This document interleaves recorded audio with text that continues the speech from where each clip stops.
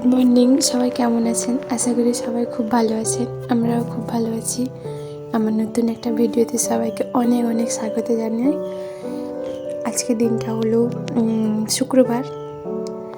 এই যে সকালবেলা উঠে ছেলেকে খাইয়ে ওকে পড়তে পাঠিয়ে দিয়েছি, আর এখন আমি আমার কাজে ব্যস্ত হয়ে যাচ্ছি। কারণ কদিন ধরে ঘর মোছা হয়নি, 2-3 দিন হয়ে গেল ঘর মুছিনি, কারণ সময় ছিল না। আর সকালবেলা খাবার বানাতে গিয়েই দেরি হয়ে যায় আর করা হয় না। ছেলে চলে আসে, তারপরে কেউ না থাকলে ঘর মুছলে বানালে সব হেঁটে হেঁটে কাদা করে দেয়। এই জন্য যখন কেউ দেখলাম সব খেটে বেরিয়ে গেল, দোকানে কাজ আছে, তখনই ঘরটা তাড়াতাড়ি করে মুছে দিয়ে দিলে ভালো হয়। শুকিয়ে গেলে তারপরে হাঁটলে কিছু হবে না, কারণ ভেজাতে হাঁটলে পায়ের ছাপ উঠে যাবে। এই জন্য এখানে কাপড়ও ডুবিয়ে দিয়েছি। ঘরটা মুছে তারপরে কাপড়টা কেচে ফেলবো। আর জল ছিল না, আবার গিয়ে জল চালাতে বলতে হলো। জল যে চালিয়েছে, যে এটা হলো রান্না করার জল, মানে এই বালতিতে রাখা হয়। রান্নার সময় ট্যাঙ্কির জল দেওয়া হয় না, এই বালতির জল, মানে এটা ডাইরেক্ট সেখান থেকে সাম্বার থেকে ডাইরেক্ট জল আসে।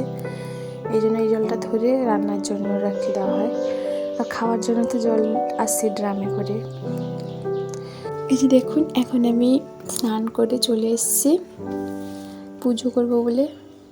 এখানে পুজো করে দিয়ে ছেলের জন্য খাবার বানাতে হবে। আর এখন 9টা মতন বাজতে যায়, ছেলে চলে আসবে। আর আমিও সকাল থেকে কিছু খাইনি, ওকে খাইয়ে দেবো আর আমিও খেয়ে নেবো। যা একটা বানিয়ে ফেললে তাড়াতাড়ি ওইগুলো খেয়ে নেবে। সকালবেলা শুধু দুধ বিস্কুট খেয়ে গেছিলো, এই জন্য তাড়াতাড়ি করে। আর এখানে আমি রান্নাও চাপিয়ে দিয়েছি। ছেলে এসেছিলো, ওকে খাইয়ে আমি নিজে খেয়ে তারপরে রান্না বসিয়েছি। এখানে ভাতটা হয়ে গেল, আর এখানে শুক্তো হবে, আর চাটনি আর শাক ভাজা আছে। এটা তাড়াতাড়ি হয়ে গেলে তারপরে এই গ্যাস টেবিলটা মুছতে হবে, কারণ অনেক দিন হলো মুছা হয়নি। কাজ ছিল বলে এই জন্য আর মুছা হয়নি। এই জন্য আজকে তাড়াতাড়ি করে কম সময় রান্না করে গ্যাস টেবিলটা মুছতে হবে। এখানে সজনে ডাঁটা, আলু, বেগুন আর উচ্ছে দিয়ে শুক্তো বানাবো। সব কেটে নিয়েছি, আর কাঁচকলাটা হলুদ জলে ভিজিয়ে দিয়েছি। সকালবেলায় শাক ভাজাটা হয়েছিল, সবাই খেয়েছে, আর থেকে গেছে দুপুরবেলাও হয়ে যাবে, এই জন্য রেখে দিয়েছি। আমরাও মুড়িতে খেয়েছিলাম, ছেলেকেও শাক ভাজা দিয়ে মুড়ি খাইয়েছি।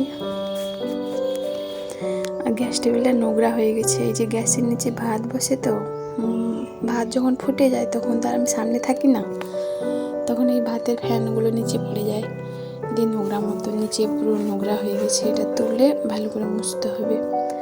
এই যে দেখুন, আমি গ্যাস মুছতে এখন চলে এসেছি।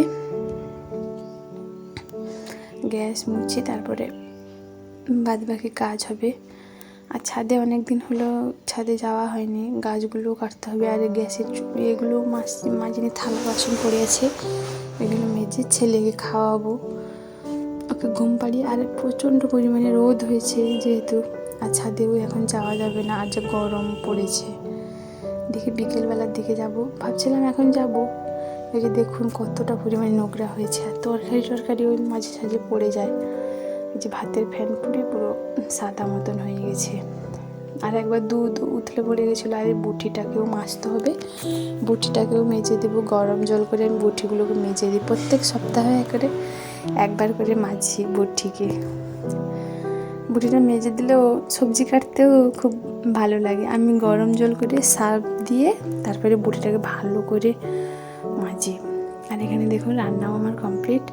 আর গ্যাস টেবিলটাও মুছে দিয়েছি, এগুলো নামিয়ে মুছে আবার তুলে দিয়েছি। আর থালা বাসনও মাজা হয়ে গেছে, বেসিনটাও মেজে ফেলেছি। আর এখন আমার শ্বশুরমশাই ডিম নিয়ে এসছেন, এগুলো রেখে দেবো, কারণ দুপুরে আজকে শুক্তো আর যে হয়েছে শাক ভাজার, আজকে মাছ টাছ হয়নি, তো এই জন্য ডিম নিয়ে এসছে দুপুরবেলা।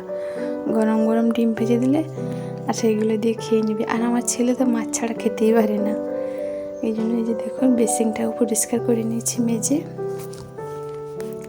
খুব সুন্দর লাগছে। এখন আমার সব কাজ আমার বেসিন পরিষ্কার না থাকলে, আমার পরিষ্কার পরিচ্ছন্ন থাকলে মনটাও ভালো হয়ে যায়। আরও কালকেও অনেক কিছু কাজ আছে। এই যে ছাদে যাবো বলছিলাম, গেছিলামও। আর ছেলের কাণ্ড দেখুন, বিকেল না, এখন মাত্র 4টা মতন বাজে, এই সময় গেছিলাম। ছেলে ঘুম থেকে উঠে পড়েছিল, ওকে নিয়ে গেছিলাম। আর এত ফুল তুলে এনেছে, আর ওই পিচকারিটা নিয়ে গেছিলো গাছে জল দেওয়ার জন্য, জলও দিয়েছে। আমি যে বালতি থেকে দিয়েছিলাম ওইখান থেকে নিয়ে দিয়েছিল। আর ফুলগুলো রেখে দিতে হবে। আজকের ভিডিওটা এখানে শেষ করছি। ভালো থাকবেন, সুস্থ থাকবেন।